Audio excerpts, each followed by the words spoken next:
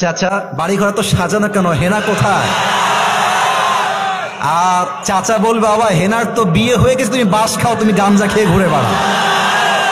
সত্য কথা কি জানেন, পুরুষ মানুষ যতদিন টাকা কামাই করতে পারে সবার কাছে প্রিয় থাকে, আর যেই দিন টাকা কামাই বন্ধ হয়ে যায় আপন মানুষগুলো সব পর হয়ে যায়। এজন্য আমি সবাইকে বলবো সময় থাকতে টাকা কামাই করো, হালাল ভাবে অনেক বেশি ব্যবসা করো, চাকরি করো, উদ্যোগ নাও, প্রতিষ্ঠিত হও জীবনে।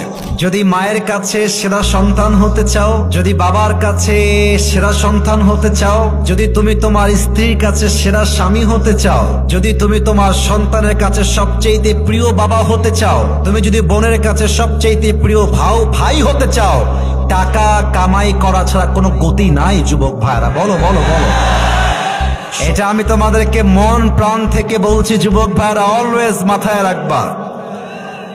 जब जेब में पैसा होता है तो पराए भी अपने हो जाते हैं, और जब जेब में पैसा नहीं होता तो अपने भी पराए हो जाते हैं।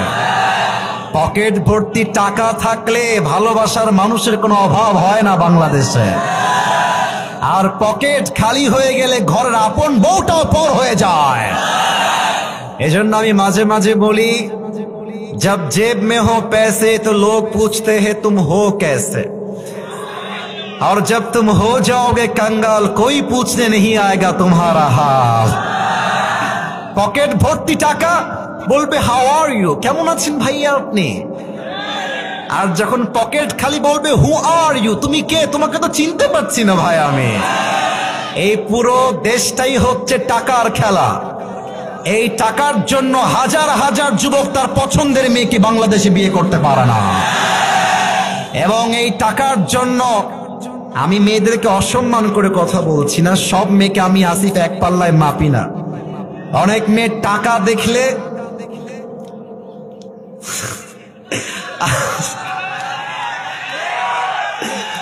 টাকা দেখলে আর সরকারি চাকরি দেখলে টাকার সঙ্গে বিয়ের পিড়িতে বসে যায় না, এমন মেয়ে তো বাংলাদেশে নাই।